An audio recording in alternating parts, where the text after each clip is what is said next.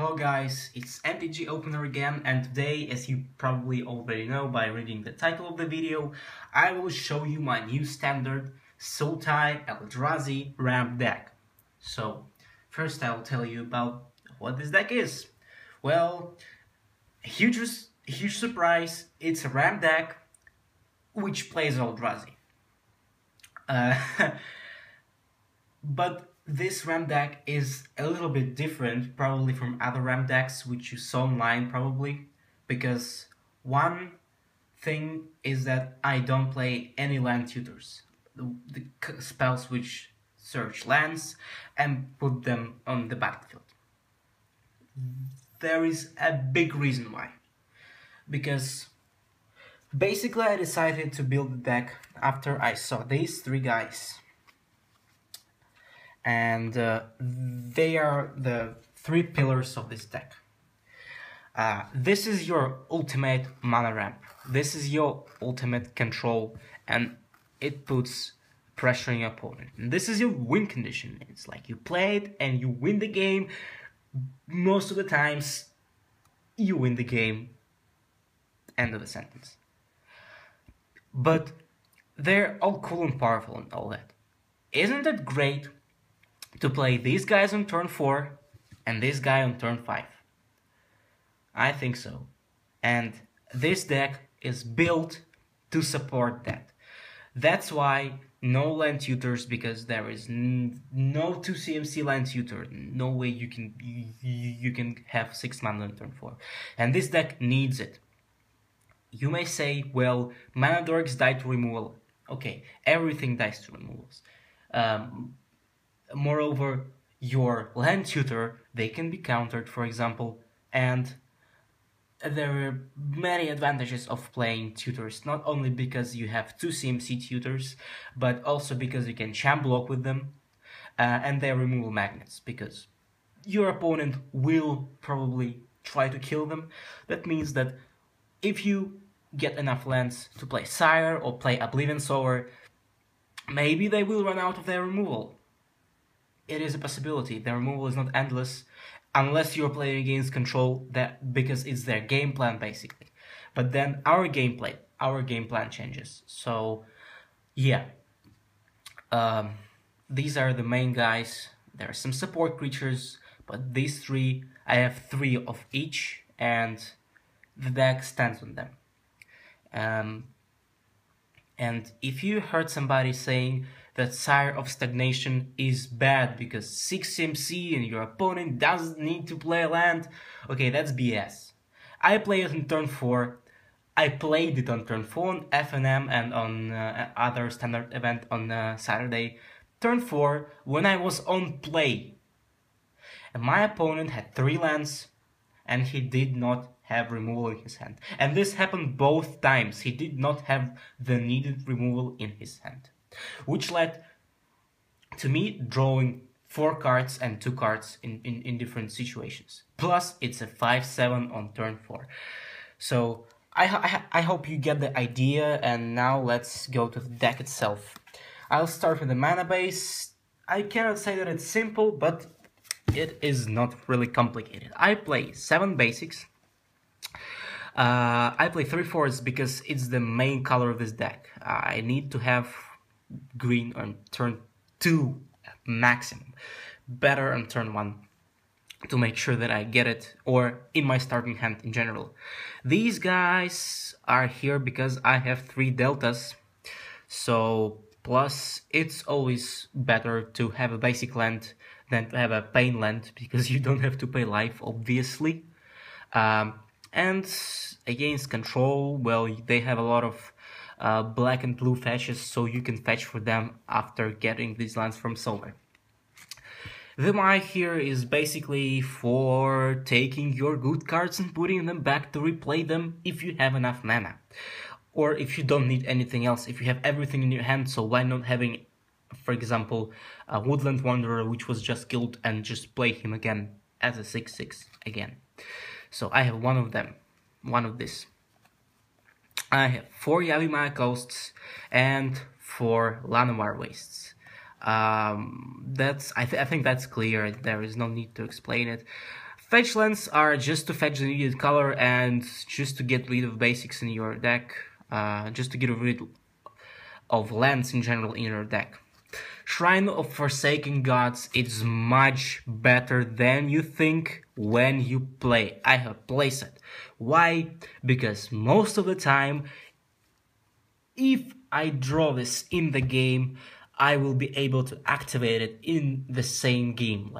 I mean, I've never played a game where it gave me 1 mana all the time. Never. It's impossible to do because you have Sower, you have other thing, you have Blighted Land, you have time. You know, time goes on, and usually you don't die on like turn 5 unless you're playing against some stupid mono red, and it's always active. And this boost in mana is really relevant, especially if you want to play Lemok on turn 5. I'll tell you how to do this a bit later, but probably you already know how. I have 3 Blighted Lands. This is great against control and against basic creatures, which says like hexproof creatures which have hexproof. I'm sorry, and well, if you play against good stuff decks like Abzan, who always have like big threats, it doesn't matter if Siege Rider dice or Anafenza, it's good in both ways, kind of. This is late game card draw, and this is basic lands. It's never bad. This I think is the best one because it's only 4 mana. Okay, so I have 26 lands. I think, as far as I remember, it was 26 last time. I was thinking about playing the Ringed Network, but there is one small problem. You have to put mana in it in order to get mana from it. And in many games, this deck is basically racing to get the big guys. And Shrine can be much better than this, because you simply will not have spare mana to tap it, to put counters in. You will not. And I mean, okay, you put mana in it, you tap it, you get mana back, and then it gives you 1 mana again. And Shrine always gives you that 1 extra mana when you have 7 lands. So, and it doesn't require any investment. As for the creature base, I have 3 Beastcaller Savants. These guys are great. Well, first of all, the most obvious thing is that if the board is empty, you can hit your opponent for 1 because it has haste. The next one is the combination of this text and the ability. I don't remember any mana dorks who have haste. I mean, probably there is 1 or maybe 2, but I don't remember them. They're not in Modern maybe.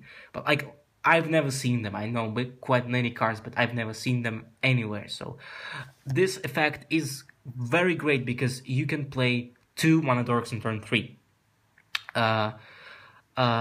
If you have, like, for example, if you have Beastcaller and Rattleclaw, and then you draw Rattleclaw a turn later, it can happen.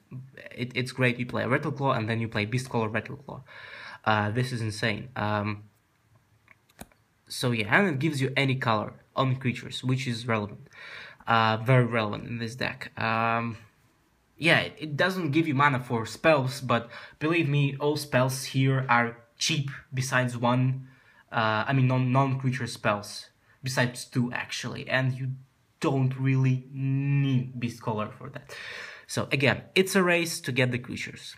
This is the best mana dork in the world. Why? Because you can play it morphed. You don't need to have green mana to play it morphed and unmorph it. In the worst situation,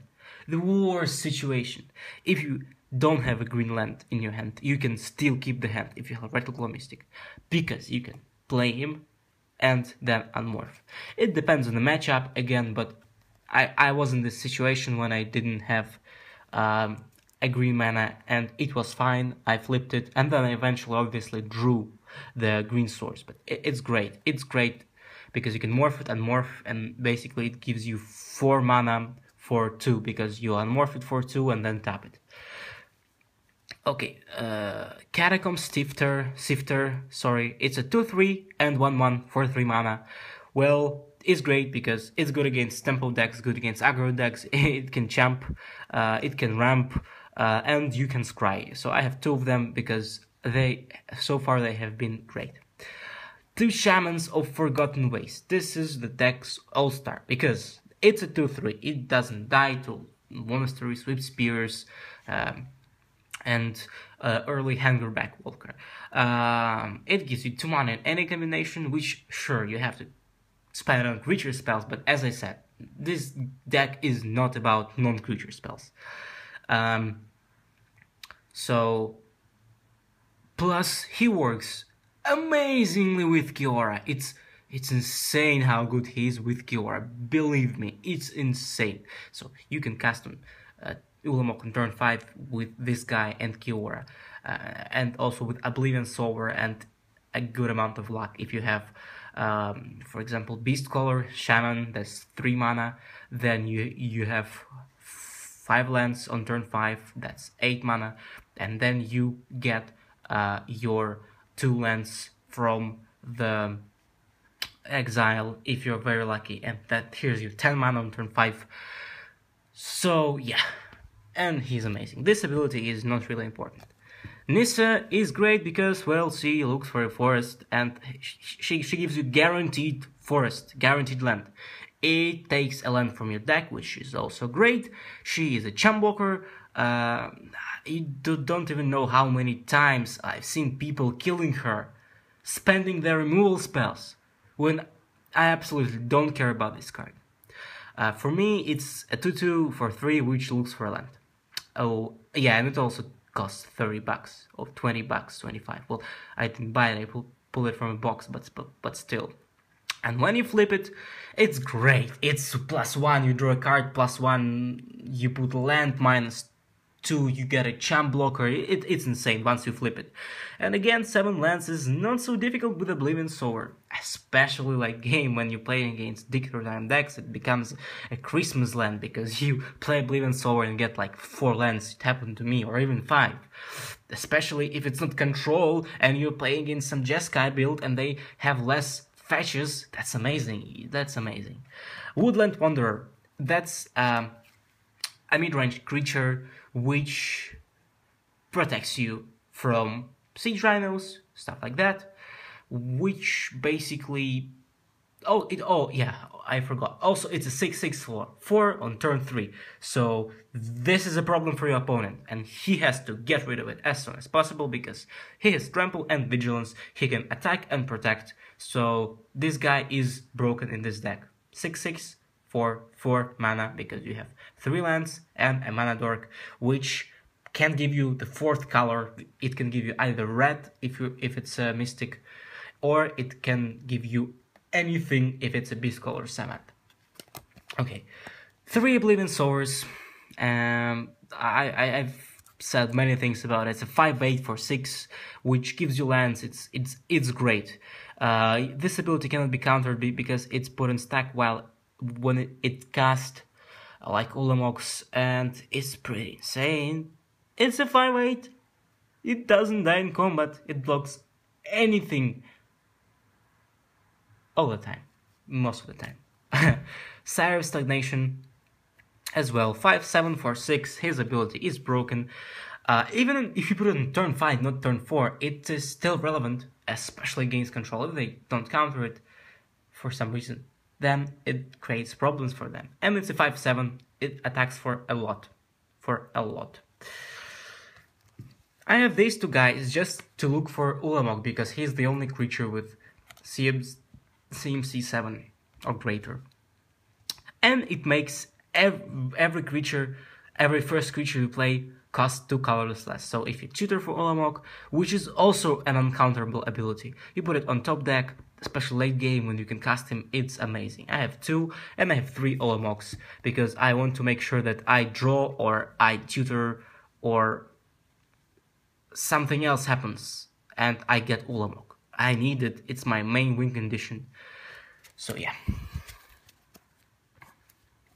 As for non-creature spells, I have 3 Titan's Presence because it is the best spell in this deck. Best removal in this deck. It's 3 colors, you don't have to care about color. It's instant speed, so yeah. It exiles. Sure, you have to show your opponent a colorless creature card, but with so many colorless creature cards in this deck, it's easy to find it. I mean, even Catacomb Stifter can exile Hangerback Walker on turn 3, so this is nowhere near bad or unplayable. This is in fact the premium removal spell for this deck. This is the best one you can probably find. Murderous Cat. Murderous Cat is Murderous Cat. It's known. I mean, it's just instead of 4th Titan's Presence, I had it in the first variant of this deck, and the problem was that with the place out of them, sometimes I draw 2 of these and I don't have a creature. This is bad. Well, if I draw 1 of these and 1 of this, then it's great. I have 2 Spell Shrivels. Well, okay, it's a common for Battle for Zendikar, you probably have never seen it, but why I play it is because it has 1 blue. I don't want to have too many blue sources, I mean basics, and I don't want to fetch for 2 blue if I, for example, have fetches and don't have pain lands, or if I have pain lands with 2 blue, it is fine, but then in this case I want to fetch for a swamp, or I want to play another color which I don't have, so having 1 blue in the mana cost is very relevant. Yeah, and it's exiles, it's a small bonus. Counters unless your controller pays 4, which is usually impossible because unless it's like on turn 5 they play like a Mana Dork, and obviously, I mean, you have an option just not to counter Mana Dork and wait for something else, and then they will not have mana. So usually anything that they play will not leave them with 4 extra mana, unless they try to fool you. But then you figure it out and don't use it. I have 1 Sedan written because it's fine. It gives you all the big guys. Sure, it's not turn 4 because all your Mana Dorks cannot boost it. Cannot accept Rattleclaw Mystic. It can give you 6 on turn 4. Yeah.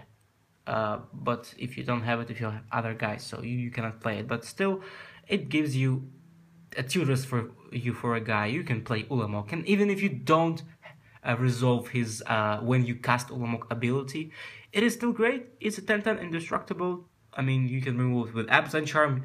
You can sacrifice it, but we don't live in a perfect world, and your opponent as well as you. I mean, it works both ways. You don't always have the needed removal in your hand, and it's the same as saying, well, this creature dies to removal. Everything dies to removal if your opponent has the right one, but your opponent doesn't always have removal and doesn't always have the right one, so you get the idea. I have Kiora. She is insane. +1 can give you up to 4 mana. I played it and I +1'd it and it gave me 4 mana because I untap my Shrine and I untap my Shaman. It is not impossible. -2 draws you 2 cards. One of them is land, one of them is a creature. 2 things that you need to survive. And Ugin is looking from behind. It's a late game beast. You play it, it resolves, and then you sweep the board. It doesn't kill your Eldrazi, so even if you say -6 for some reason, your opponent has something big. I didn't even know what has a 6 CMC except Eldrazi. I don't remember. But if it happens, they don't die because they don't have a color. Okay, so sideboard. I play 1 Negate, 1 Feed the Clan, 2 Horribly Awry. I mean, these 2 are clear. This is control, this is aggro. 2 Horribly Awry is again aggro or tempo decks. It is a great counterspell. It's 2 mana, again 1 blue.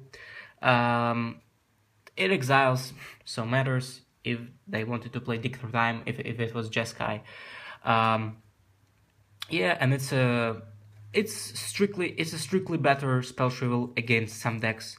Like, yeah, sure, they will resolve dig through time, and maybe they will find like creature and a counter spell, or like crit creature and removal.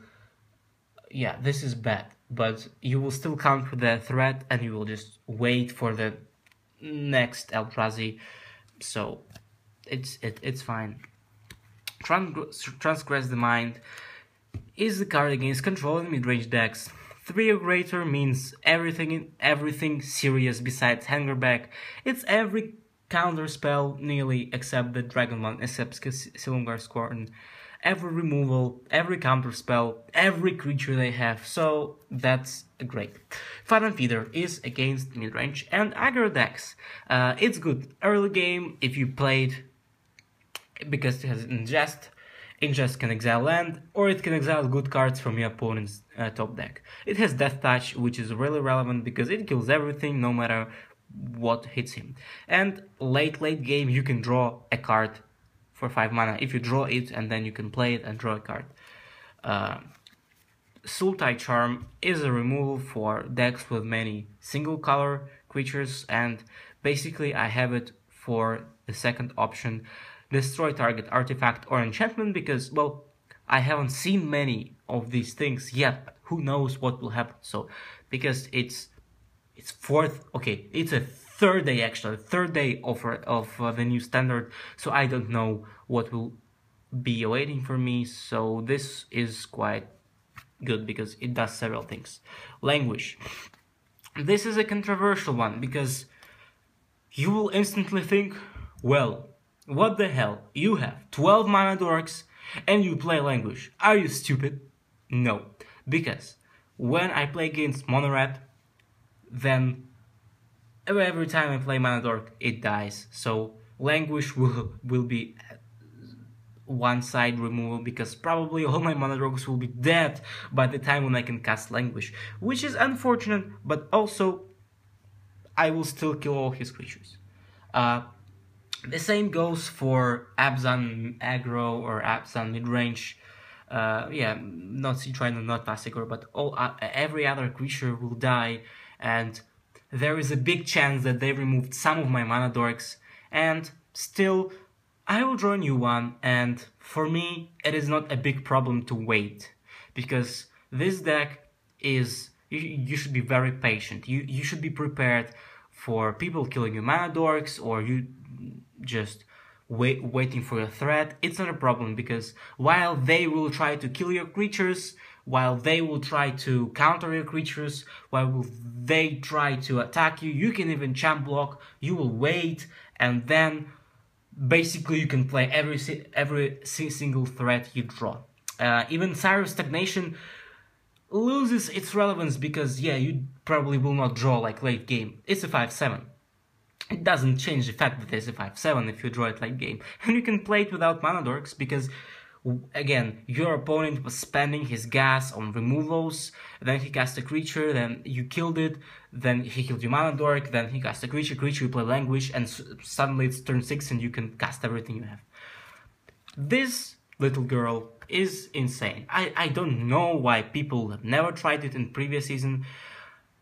It's a freaking nightmare for control, because, okay, can be countered, can be target of spells, basically non-green, which means all spells. 7 mana, not a problem in this deck. 8/5 can be blocked with Ojutai, still good, you removed Ojutai. And it's 8/5 again. 8/5 haste, you play it, you tap it, and you win the game. That's how I won some of my control matchups, because I played her. He couldn't do anything. He had empty board. He had some planeswalkers. Okay, I killed his planeswalker. I killed second planeswalker, and then I killed him. So true. And then he sideboarded Fathom Feeders. This one is a funny one. I just wanted to play it, and it can be good against some Abzan decks late game instead of Ulamog, because you get all that stuff.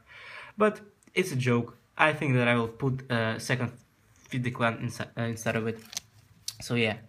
Well, guys, I hope you liked the deck tech. I hope that I explained you everything what you need, and I hope you enjoyed listening to it, and now you understand how this deck works, and maybe you will build something like that In case you do, please share it in the comments. Uh, you're welcome to do this. I always read my comments because I don't get many, and maybe if you need some advice, if you wanted to build something like that. As I said, I was testing it for 2 weeks online, so I know everything about this deck. Basically, if I lose, I know why I lose. It's not like, oh, I lost the game because, well, I don't know, something is wrong with my deck. I always know, like, I lost the game because that's why, and I can fix it after sideboard, for example. So, please subscribe to the channel and tell your friends. I know it's a Russian channel, so most of the time I release Russian videos, videos in Russian, I mean. But still, sometimes I do English ones, and you can still watch all the booster box openings, even in Russian. I think that I will open a box of Russian Battle for Zendikar soon, like next week, maybe in 2 weeks' time. So stay tuned for this, and again, I hope you liked it. It was MTGOpener. Have a good time. Bye.